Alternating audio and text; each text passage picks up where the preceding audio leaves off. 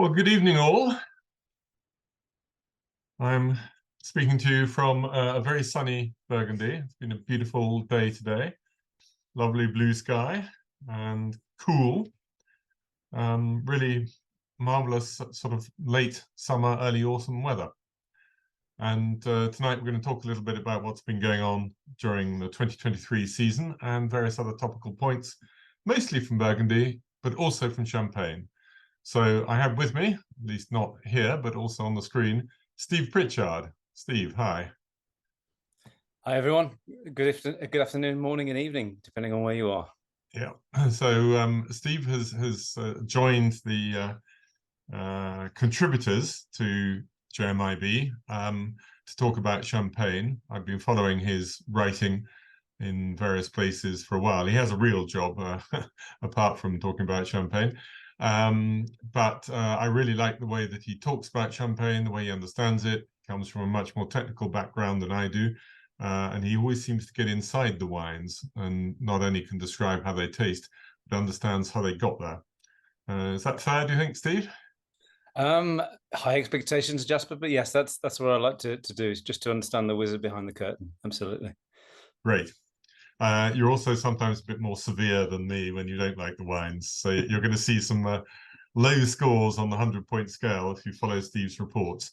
So far he's done for us, he's just recently done one on the 2009 vintage. Earlier than that, he did 2008. The idea is to catch up into more recent times, but to have things on the database. And a really good one on Dom Perignon, based around the launch recently of the 2013 vintage, but also talking about some other vintages that they put out in the marketplace. So Steve, I was a bit worried earlier because I know there are some major storms in the West Country and thought that you might have got beaten down, but Steve is coming to us from Herefordshire, I think, rather than from Champagne itself. Indeed. Right, so what I'm going to do is just talk really through the entire year that leads into the 23 vintage. Then we'll talk about the harvest itself and also lots of ideas that have come out of that. If you're listening in tonight as opposed to catching up with us later on the podcast, then do please add any comments you like on the chat. Say if you're drinking something interesting. Actually, I haven't got Burgundy in my glass. I've gone just down the road. I've got a Savignan-based Côte du Jura. It's a non-vintage blend from François Mossu. It's wines which were destined to go to Chateau Chalon but didn't get the whole way. So he then puts together a non-vintage blend. But this would be 10, 12, 15 years old, that sort of age. What are you drinking, Steve? I've got a Henriot Blonde et Blanc. I think this is based upon the 2017 vintage. It seems like in the glass it's a little lively. I've only just freshly poured it, so let's let that free sulfur blow off, you know? Yeah, it doesn't get out your nose when you're trying to talk. So I'm going to start back at sort of this time last year, because 2022 was an early vintage, and it always feels weird when you come through September and all the grapes have been picked. This year, of course, a little bit later, but still fairly early. And then October, it was proper autumn. But the last week in October really worried us because it was warm, if not actively hot. I mean, we could start having meals outdoors again. And we suddenly thought, what does this mean? Are we going to go through winter without any cold weather at all? And we remember how in recent years, the growing season has started much too early because of too clement early weather. And then the grapes get caught by a frost. So we were worried, and it did cool down, fortunately. There was a little bit of rain, hardly any snow during the winter, bit of rain before Christmas. But after that, it was one of the driest winters that I can remember. And in February, the stream that flows at the bottom of my garden, which doesn't even dry up in August, very nearly dried up in February. So this is a real worry, and it's something that we will touch on later in the season. But February didn't get too warm. March, a few days are a bit warmer, but we didn't have the real hot week that we had in the end of March 2021, which kicked everything off, and then it got clobbered by the frost in April. Yet again, it turned much colder for the first week in April. There was a frost risk in Chablis. Some people have bought a new generation type of sort of wind machine, which also has heating elements. The idea being that you're not just pumping the air around, but you're also warming it up. And guess what? Both those machines caught fire, burst into flames, and were ruined on their first outing. So a bit of a disaster. Any frost risk from Champagne, Steve? Very little this year, in fact, and that's so unusual in the last 10 years. Almost every vintage has had some sort of feature of that, and particularly with the early flowering, it always presents a real the early bud break presents a challenge, in the modern era. Right. But anyway, we came through in Burgundy and in Champagne. That's good. Spring was a bit miserable though. A lot of rain, and it was cold in April and the beginning of May, and there was a big attack of mildew. Now, we've read since that mildew has absolutely devastated various vineyard areas in Europe and also in France, in Bordeaux. We hear that it was particularly bad this year. Maybe Burgundians are more used to treating it, and Champenois as well. But from what I understand, there wasn't, the problems at least could be managed. They were there, but they could be managed. Okay, in Champagne? Exactly the same story, manageable risks relative to, say, the 30-year or 20-year average, quite low, really, and reasonable to contain. Yeah. So came through that, and there was also a bit of oidium, which tends to attack the whites. Both these things, mildew and oidium, they get onto the leaves, which isn't great, but if they then start getting onto the grapes themselves, then you really have a worry. So there was an awful lot of work to do, and there was enough rain that just made it a little bit difficult to get into the vineyards. But it was awkward conditions rather than major worries. The other thing which we already knew by this stage is that there was a big crop had set. We don't know why that is, because 2022 was a big crop, and normally they sort of alternate. We understand that why 22 was because the vines were compensating for the frost damage in 21. But you would have expected a perfectly normal crop in 23, but no, big set. Champagne as well? Champagne, an absolutely enormous crop, off the charts. I mean, one record bunch of grapes came in at 1.2 kilos for a single bunch of grapes. Wow. From Bollinger, which is incredible. Yeah, and we were complaining at 450 grams were thought to be outsized, whereas what you'd normally expect a couple of hundred, 150, yeah, 200? Yeah, 150, 200, 250 on a good vintage, yeah, absolutely. Yeah. So that was weird. There were a lot of bunches, and they were really big, and that was a bit of an issue. But here in Burgundy, you have your limits that you can make, and then if it's a generous year, you're allowed to go a bit higher. But in Champagne, so it's actually the quality of the vintage that defines that. But I think the rules are different in Champagne, aren't they? It is. It's a bit more sort of commercial. It's about sort of shipping volumes, and if they need to manage the amount of stock that they have in the cellars, to support prices, and it's a little bit to do with the grape growers, and so I mean yields were set at 11,400, I think, in terms of what you could make into a base non-vintage or a vintage champagne, and then there's a 2,000 what they call blocage, which is like a reserve that you can use for terrible vintages. But there was one vineyard which I heard that had 31,000 kilo per hectare, Right. Okay. Unbelievable. So it's a precocious and variable vintage, that's for sure. But of course, the difference about Champagne is that a high yield isn't necessarily a problem in how you're going to make Champagne, whereas obviously if it's too high in Burgundy or any other still wines, it does become a problem. Okay, well, we'll come on to that a little bit later. Flowering, fine warm conditions happen very quickly, happen fairly early, not ridiculously early because the spring hadn't been great. And on the whole, the whites, there was a little bit of grapes aborting. So what you got with the Chardonnay was you got very large bunches, but they were quite long and quite spread out and very aerated. And in the Pinot, everything seemed to come to fruition. So you got these massive, bulky bunches of grapes, such as we were talking about, which doesn't matter too much early on, because if the grapes get too big, the bunches get too big, and the grapes get too big, the bunches just sort of kick them out while the grapes are still hard. It's a bit more of a worry later on, because then what was going to happen is the grapes will start bursting and you'll begin to get a bit of rot. So similar story for you? A similar story, yeah. I mean, with regards to sort of the flowering, it was so precocious in Champagne. I mean, they must have sold thousands of packets of antihistamine because the sheer level of pollen in the vineyards. A friend of mine has reported that they could not believe the readings. They thought the machine had broken. It was that high, and it was literally, you could see it like a dust cloud in some Really? vineyards. It was unbelievable, and flowering was just tremendous. The most flowering and we've ever seen, but short and sharp. I mean, emerged very, very quickly. Altogether, almost all the varieties too. Right. Broadly speaking, it was a surprisingly humid summer here. We've almost forgotten what years are like when you have a western airflow, because we went through a series of when most vintages were defined by being either cold north wind or hot south wind, and they alternated. But we got the westerlies back, and it was humid throughout, but it didn't rain very much. And in any case, once there is full foliage open, rainfall isn't really going to do you any good, because it's not going to go into the reserves. And this is an issue this year, and it's going to go on being an issue. But there were therefore risks of storms, and there was one storm in Burgundy, 19th of June in the Côte de Nuit, but didn't do too much damage. And then a much bigger storm in the 11th of July, which affects the Côte de Beaune, mostly Marceau, Saint-Aubin, down to Rouly in the Côte Chalonnaise. But the growers are pretty sanguine, because they just said we got too much crop.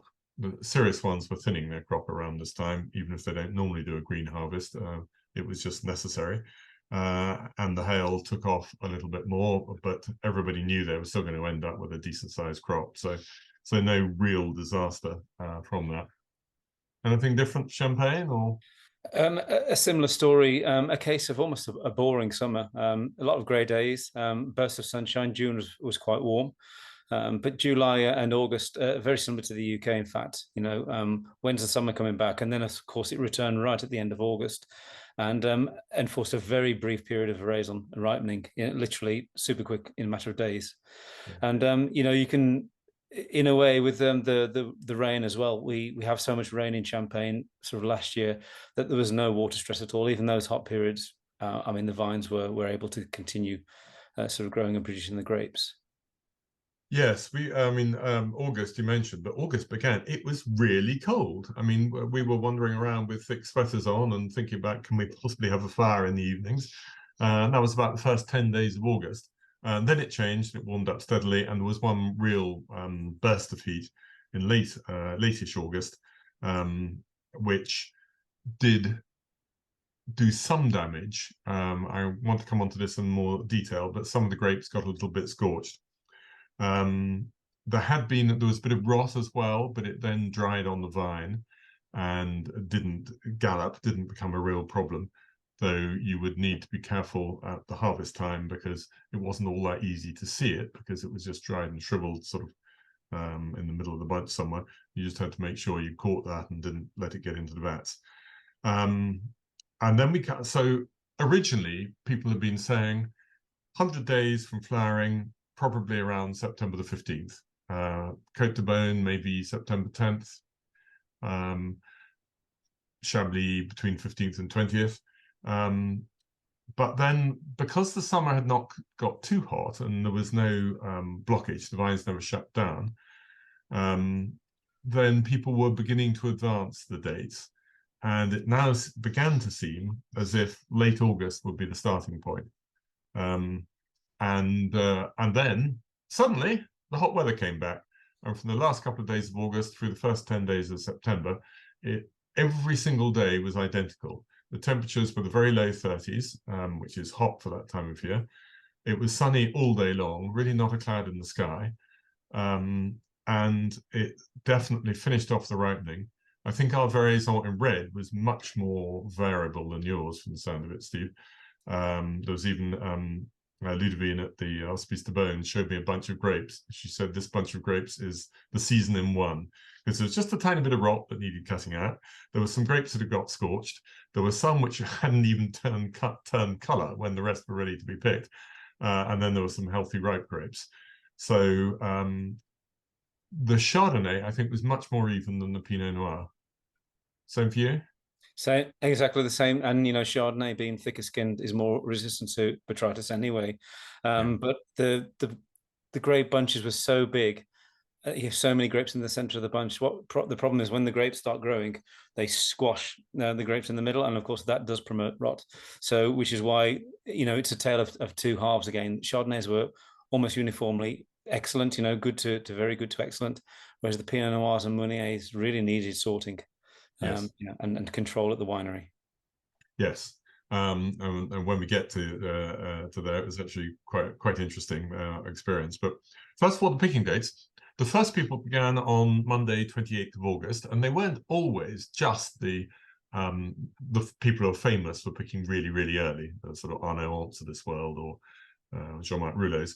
But you had Domaine Laflèvre, Lafont, Laflèvre, Sauzet, Roudot, Ant, Dancer, quite a few others. So whites at this point, it was definitely to do the whites first. And what's weird is that normally you start with a few people, and then a few more, and then a few more, and then a few more, and so it expands. And then the first people start to finish, and it contracts again. But this year, you have one group of people who started early, and then a lot of other people, the majority of other people, didn't start for another at least a week, if not 10 days. So two completely different schools of thought. I had a good chat with Brice Lamorandière of Domaine Laflèvre when I was wandering around on the sort of the first Sunday during the harvest, and I caught sight of him in his winery and wandered in and said hello. And he said these grapes are sublime. He absolutely loved them. And it's a time of year in which people are reacting to what they see and feel rather than got their marketing hats on. And he said the thing is, it's a low acid year, which I think is true everywhere, probably in France and probably Europe. So it makes sense to have lower alcohol. So these people who started early were starting with alcohols between 12 and 12.5, probably not intending to chaptalize at all. Lowish acidity, well, they balance together. And the feature which really amazed me, and it was true of the Chardonnays straight away, and it was true of the Pinots a little bit later, the flavor in the grapes, because I wander in and I sort of grab a few grapes and I start nibbling at them. And always there's a bit of flavor, but I'm probably looking as much as anything for the texture of the skins and things like that. But it absolutely stood out that there was the flavor of a deliciously ripe grape, even from the people who picked early. So that's why I'm very, very hopeful of the quality of the Chardonnays, Côte de Beaune whites this year. You probably wouldn't have been out in Champagne during the harvest, so you probably weren't nibbling at any grapes. No, and I was nibbling at some local varieties, but the less said about that, the better. Indeed, in Champagne, a similar story, and in fact, one feature was the length of the harvest. So it kicked off on the 7th of September. Some began on the 2nd by special authority because they were so ripe. I mean, there are some super sites in Champagne that do you have rules in Champagne about when you can start? Yeah, and you have to apply for, I've forgotten the exact term that they use, but you have to apply to get an exception. So you derogation. Yes. Derogation, that's the word. Yeah. We used to have that in Burgundy, but then when the earlier vintages came along and all the authorities were away on holidays, people just said, sod it, we'll just go and do it. So that was 2007, they abandoned that system. So yeah, Jasper as well, and sorry to interrupt you, another interesting feature as well was that, the length of the harvest. And the reason why was that in the same vineyards, you had one row of grapes which was at 9 degrees, and then right next to it, another row which was at 11, and then some in between, and differing phenolic ripenesses and aromatic ripeness too. Yes, that wouldn't have been much the case with the Chardonnays, but certainly the case with the Pinots.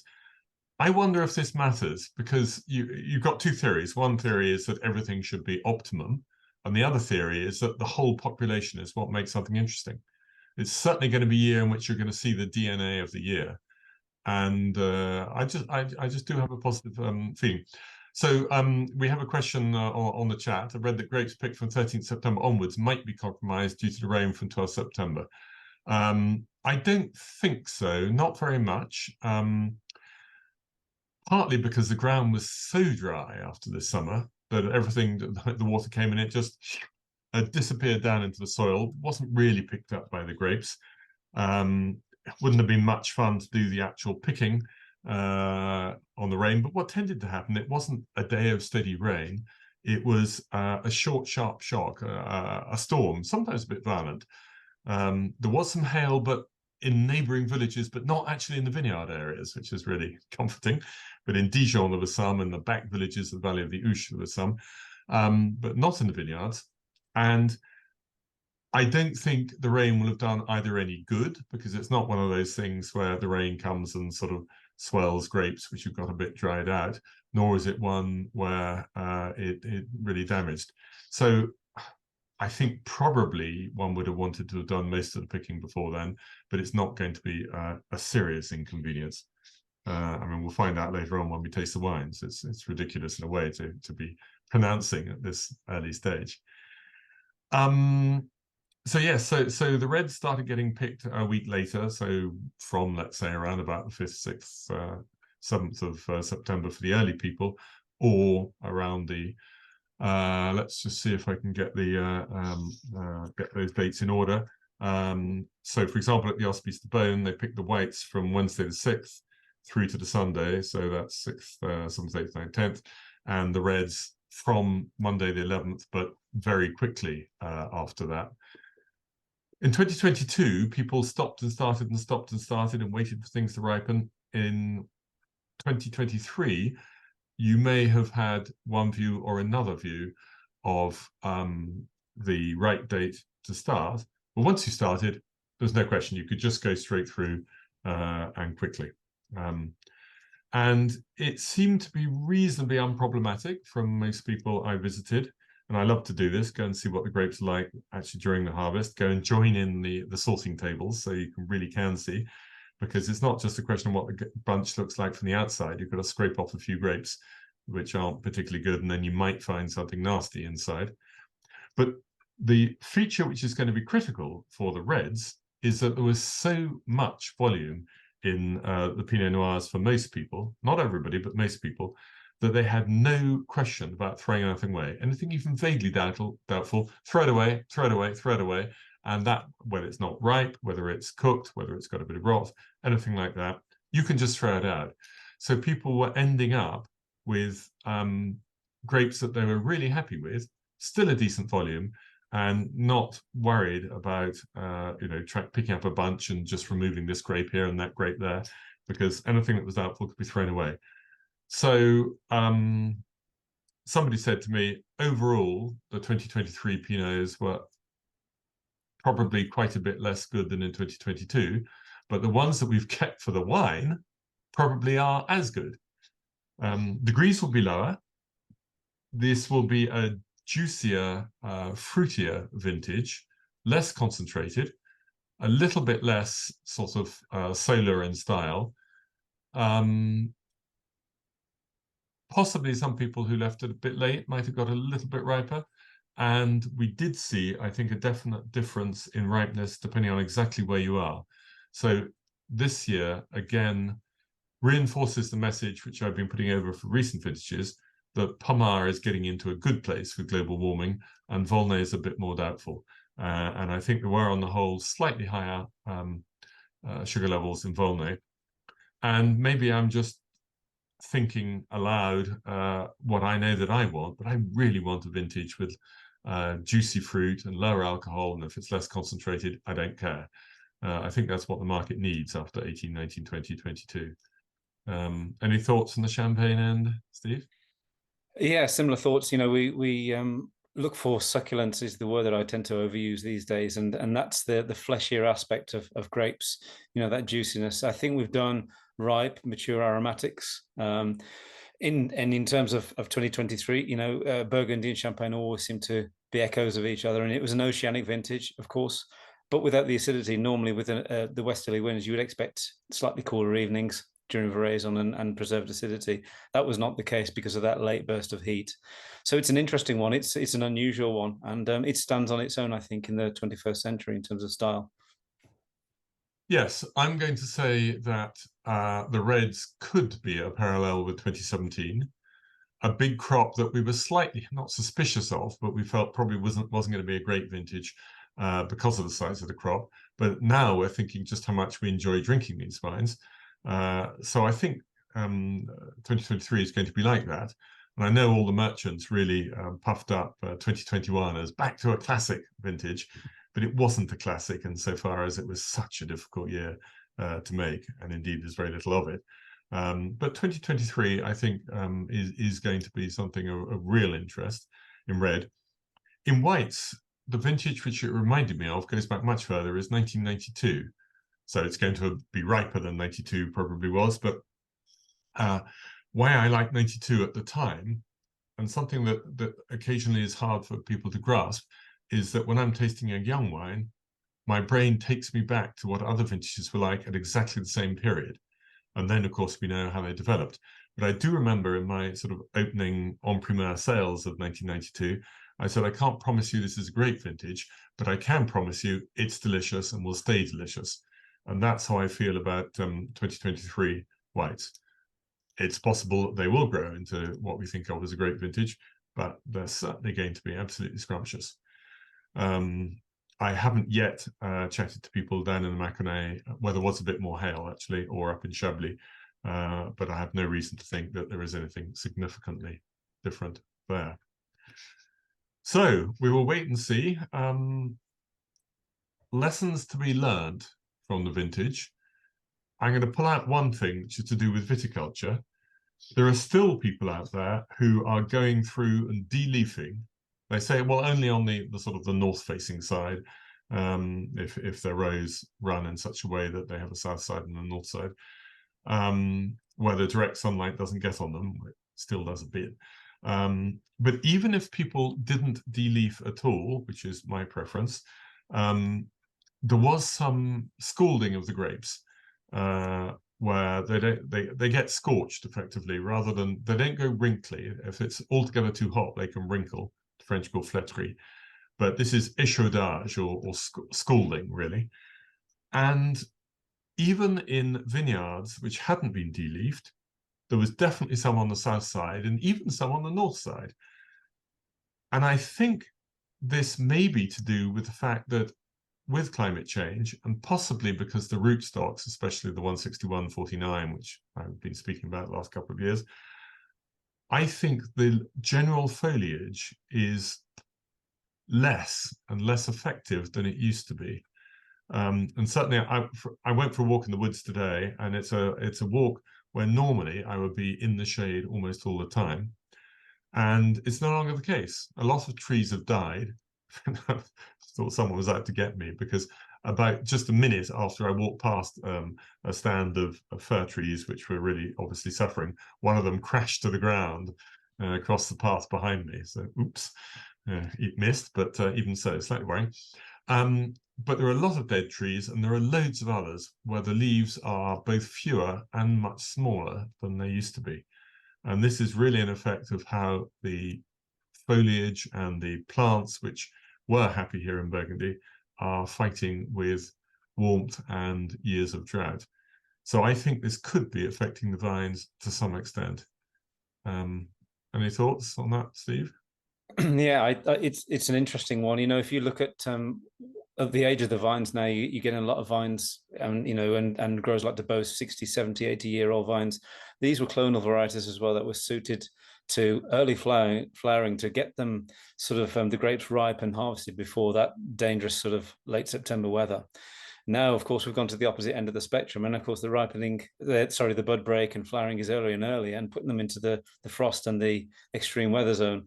So that's you know, that's a very good thought, Jasper, and you know, and also as well on the clonal selection, you do see still a lot of the older clonal selections in the vineyard, you know, and they do not have enough canopy cover, and you still see growers de-leafing as well, and it makes you wonder. Crazy. It's heritage. It's nostalgia almost. It's not intelligent, you know. No, well, you know, we're on the same page on that, but we have not won that battle yet. The other thing is that they're beginning to be talked about, why can't we irrigate? And no Appellation Contrôlée wine in France may be irrigated. You can put in some water to feed the young plants before the vines are old enough to count as Appellation Contrôlée, but as soon as they come within the Appellation Contrôlée system, then you can't do that anymore.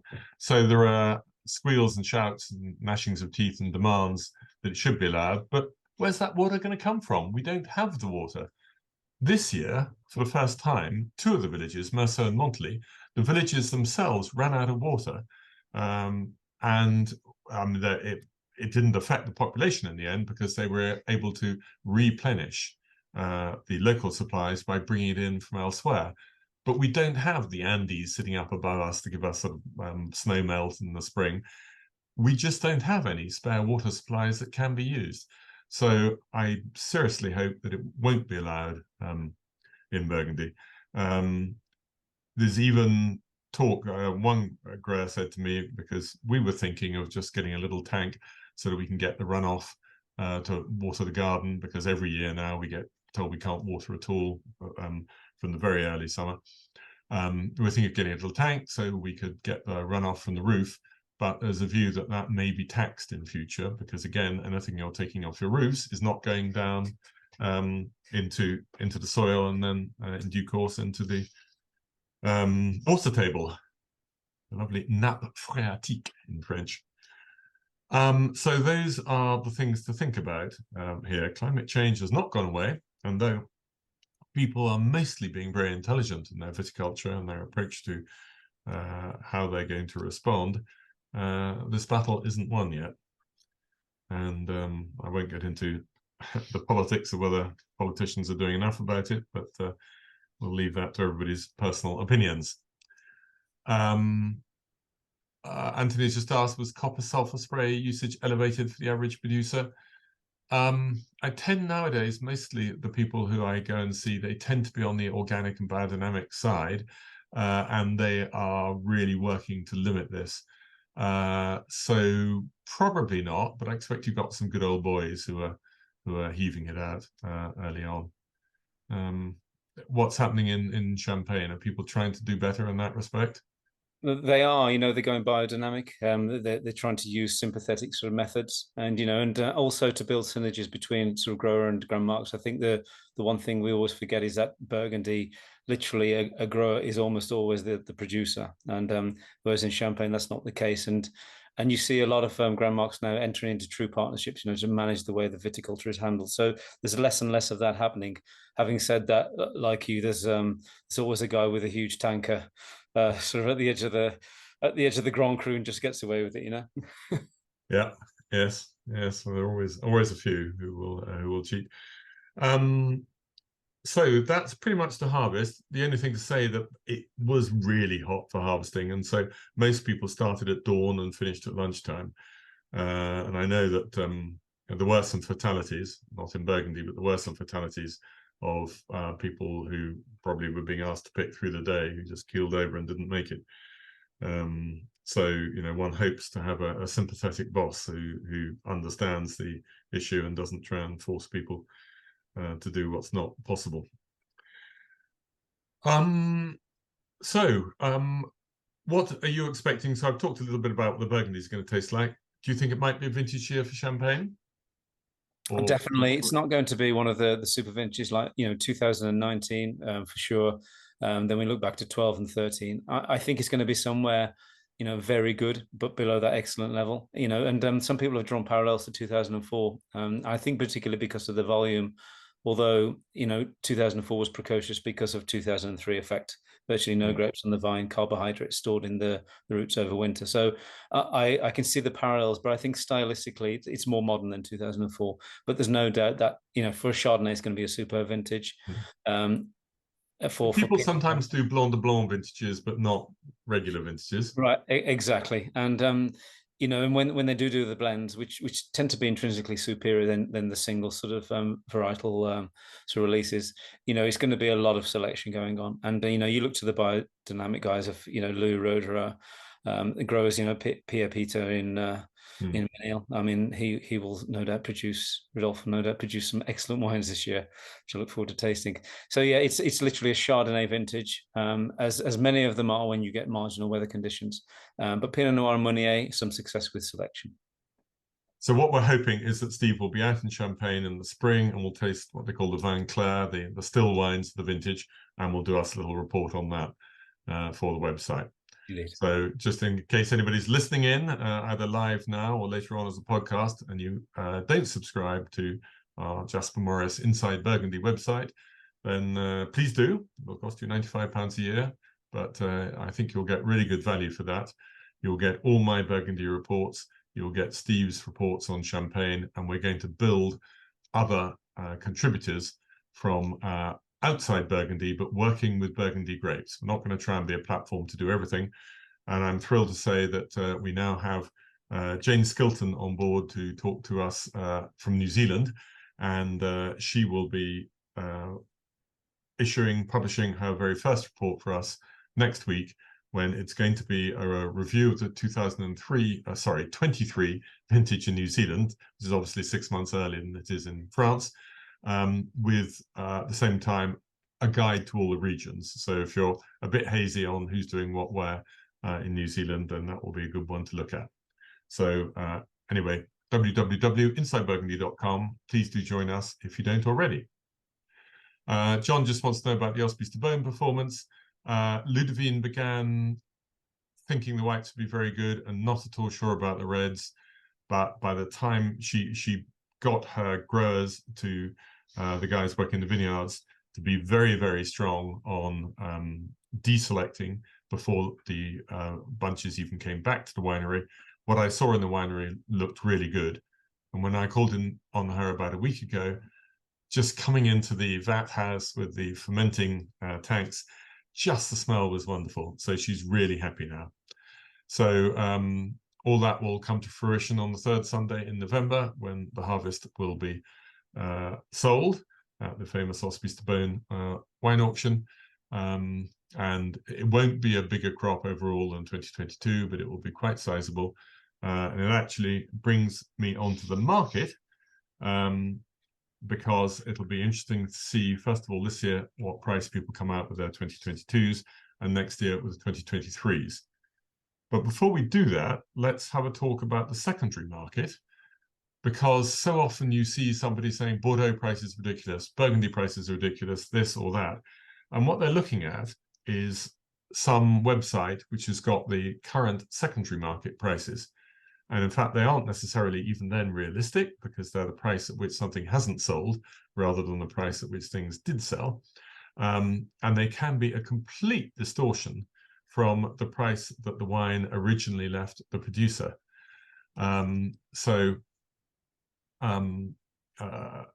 What has pleased me during this year is that we're seeing a softening in a lot of the secondary market prices for Burgundy.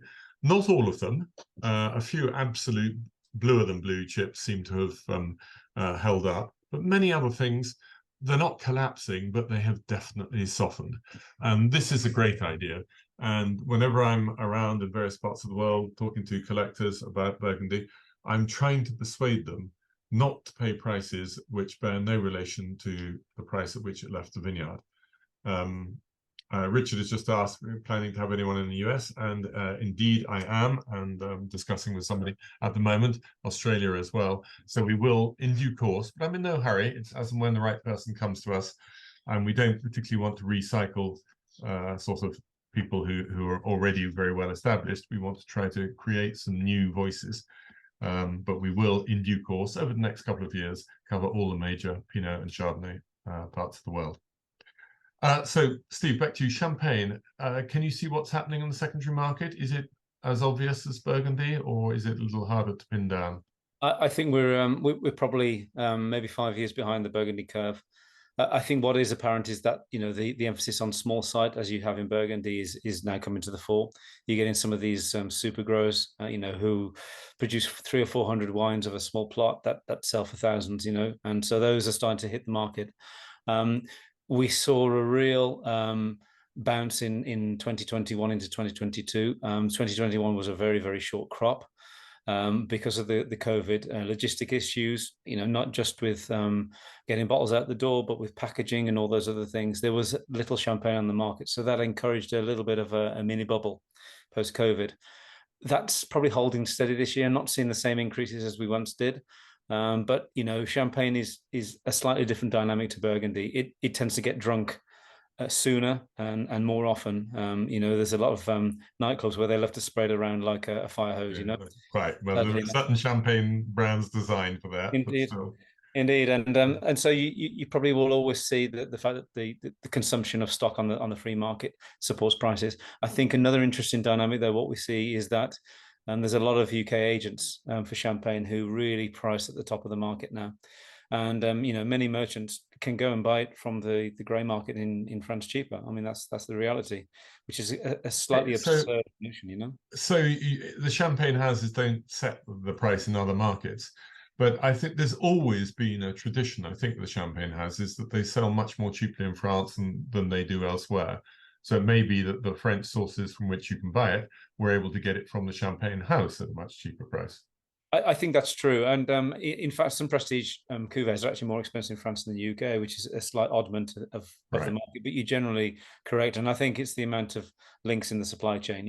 It's a lot flatter in France. You from producer almost to on your table in a couple of steps, whereas UK's got another couple of steps beyond that.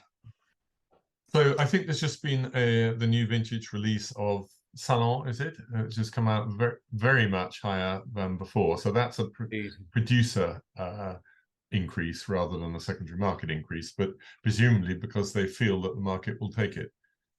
Absolutely. I mean, if you look at, Salon was the original sort of prestige cuvée, if you like, and the production is still quite limited, 40 to 50,000 bottles maybe in a vintage. And they were probably the first ones of the, Laurent Perrier who owned them were the first ones of the Grand Marques who really, tried to take the margin away from the merchant market, because if you look at the champagne release prices 10 years ago, they used to double just in the market in the first year, and so Salon have been experts at doing that, and they've just taken another chunk again to try and realize, the 2008 equivalent prices. And do you think that the market will accept it, or do you think there's going to be a pushback? It's going to get to a point of what I call nosebleed territory, because it's just going to get so high. Salon is an interesting wine because the quality doesn't necessarily match up to the reputation and the label, if I'm honest. There is a little bit of a question around the ageability of those wines, and it's a question of how learned the market will become. The Primox is a thing in Burgundy. It's not questioned in Champagne, where actually in Champagne as a thing, it is more dominant because it is a reductive wine by nature. To go through 2 fermentations, it has a disgorgement. If you do not use sulfur, you're going to get a double hit of exposure to oxygen, so that also feeds into the way the wines age in the market too. And yeah. I feel that there's no question in my mind but that Primox exists in all white wines. Yes. Very occasionally in reds, but in all whites. It's just that Burgundy tends to be the one where more people have put the wine away in their cellars with the expectation of long-term aging, and so it's taken the rap for it, and probably production was not sophisticated enough, and at least some of that is deserved, but it does affect other white wines too. So if that so that's a new release, and if we come back to Burgundy, most people will not yet have produced their 2022 prices. But just to recap on what's happened in recent years, prices have been going steadily upwards. 2005 already, I was saying to growers, come on, this is too much. The market won't accept this consistently year in, year out. Turns out I was wrong. But in 2020, the prices went up even more, because people said, we now know, before we release our 2020s, they already knew what they had in 2021, or rather what they didn't have. And so they put the prices up in 2020, saying that's our price for the 2 vintages, 2020 and 21. So that way we know that we can come out with an acceptable final result, given that we've hardly got a crop at all in 21. Then in 21, a lot of them actually put their prices up even further, despite the fact they'd already done it with 21 in mind, and despite the fact that they then knew they had a big crop in 2022. A few people may have come out with their 22 prices, but most not yet. And I'm hoping for stability rather than further increases. I don't know if that will happen. We shall see. There are always a few people who don't put their prices up enough when other people are, who then try and play catch up later on, just as the market doesn't want them to do it. So there may be a few people trying to play catch up. But I hope that we will have realistic pricing in 2022 and perhaps even softer pricing for 2023. That's probably what people will talk about now. And then when 2023 comes around to go to the marketplace, people will look and see what's happening in the economy of the world. But there are a lot of people out there who have less money than they used to have, or less disposable income. And I think Burgundy needs to be sensible. Anyway, I'm sure all of you listening in now or later will have your own views on that. But those growers who ask me my opinion, that's what I'll tell them. I say, you know, it's time to calm down.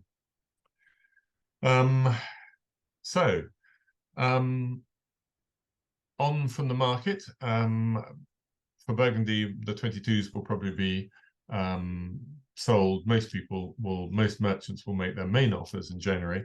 I will be tasting all the 2022s between now and the end of the year, all of them, as many as I can. It starts on Monday, 8 a.m. with Jacques Carillon and Puligny-Morachet. He's always my first. A large slurp, well, not a slurp of wine, a delicate taste of wine at 8 in the morning on the first Monday in October, and it goes through all day, every day of the working week through to the end of November. Then December, I write them up, and then in January, the very end of December, the offers will come out. My reports will come out, ready for the offers from the merchants in January. So at a slight tangent, Steve, what's drinking well at the moment in Champagne? What are you enjoying?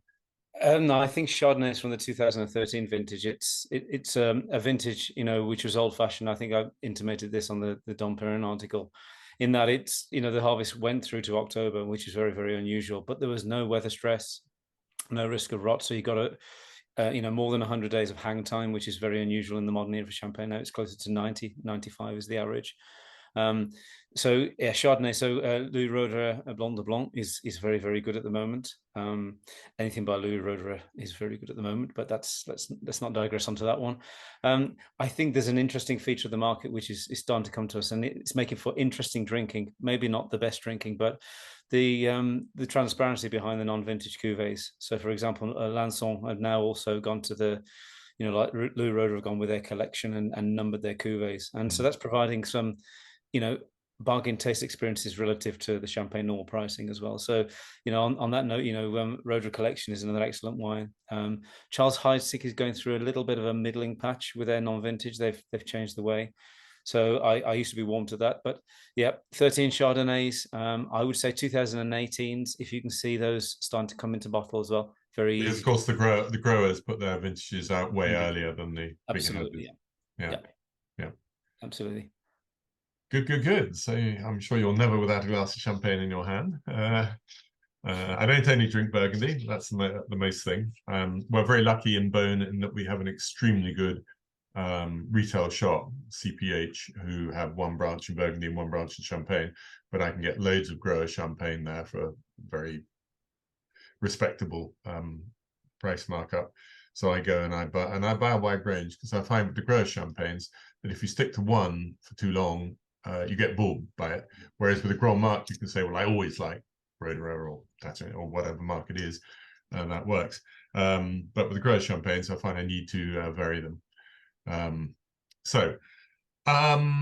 Otherwise, what I'm drinking at the moment, I'm drinking some 2020 white Burgundies.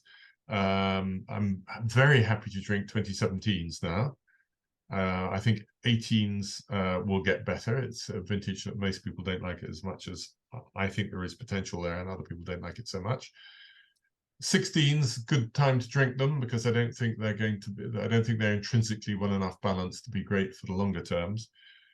I would still, if you've got better 2014s, I still think there's more to come from those. So I don't have enough, I didn't buy enough, but I'm not really drinking them. 12s, 11s are actually nicer than I thought they would become, and they're really, really good. Upper end 11s are really good now. In the reds, totally happy to drink almost any 2017 that I see. Wouldn't touch 18 or 19. I'm looking at a few lower end 20s just to get another feel for how the vintage is, and they're riper than I felt at the time, and sometimes that's a worry. But in a couple of cases, we've only drank a glass or two out of the bottle. I put the bottle back in the fridge afterwards, and then just tried it again a week later, and it's been delicious a week later. So I think they'll grow out of this slightly obstreperous puppy fat, and they should be as good as I hoped. I had a beautiful 2013, which is not a vintage that people really rate much in Burgundy, Bone Premier Cru, that was just all elegance and lovely. And they're refreshing. It was marked at 12% on the bottle, so we like that. You can maybe look at some 14s, but 11, 12, 13, 14 in red, not 15, 16s perhaps, yes. 17s definitely, not 18s or 19s or 20s. And fairly soon you could have some baby 21s. Anthony has just asked something I didn't touch on when I was talking about the reds and the vinification. Is it a good vintage for whole clusters stem inclusion? There seems to be a mixed view on that. A lot of people say, oh, we thought perhaps we wouldn't put too many in. And then you realize that the reason they haven't done it is because their vats are already full to the brim. And if you put in stems, you need more space for your grapes. So there are a few who backed off for that reason. A few because they felt that the stems weren't fully ripe. I have never yet seen a fully ripe stem on a bunch of Pinot grapes or Chardonnay grapes, for that matter, in Burgundy.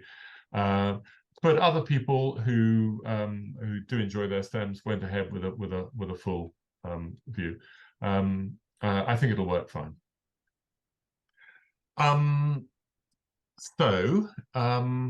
As we come towards, always try to keep within the hour, and we're coming up towards the end of that.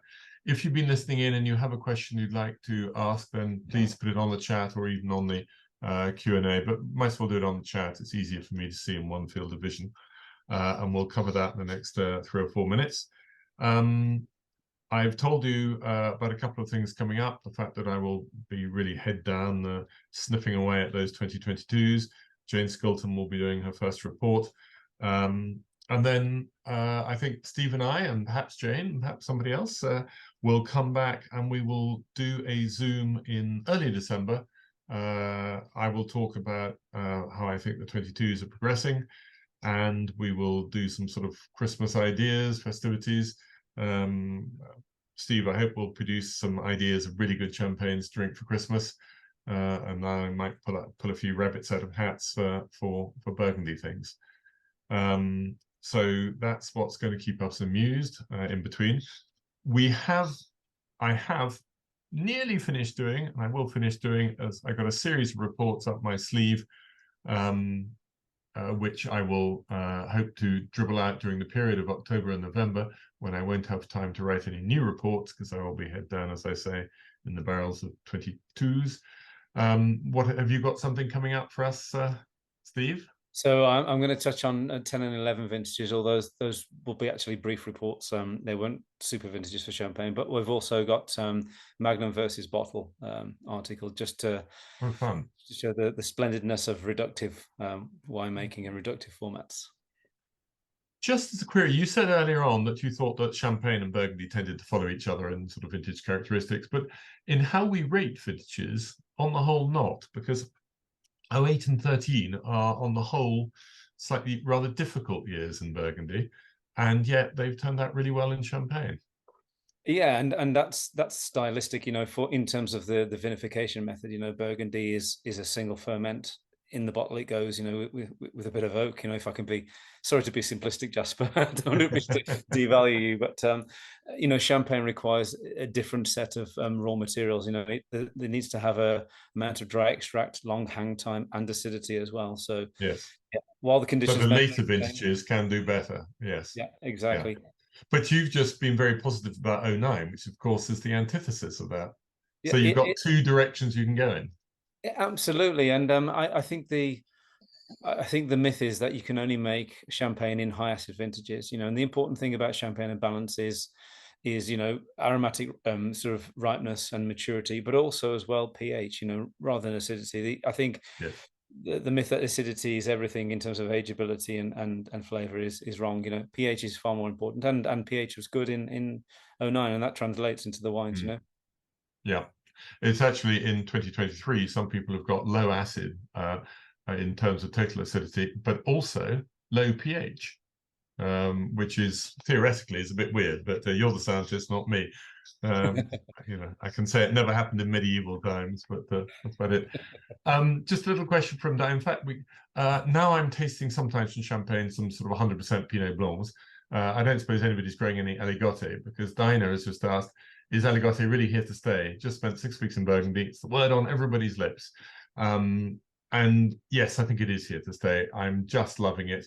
I don't want it to get super collectible and trendy. There are a couple of people's Aligotés which are fetching on the secondary market totally ludicrous prices. That doesn't make sense. But Aligoté translates a vineyard site just as well as Chardonnay does. It on a hot season, it gets to 12.5 at the same time that Chardonnay might be doing 14.5, and it ripens. And yeah, I'm thrilled to drink Aligoté. It's here to stay. But no one plants it in Champagne, do they? Yeah, I don't believe so. It might be known by another name. There are some very obscure heritage varieties which I do hope to explore in the future. Yeah. Maybe not for yourself, Jasper, as it's not Burgundy, but maybe if there is Aligoté, it falls under the remit. So yeah, never say never. Good. Well, I hope your glass of champagne was lovely, and my glass of hold it up, of my Sauvignon from the Jura was great.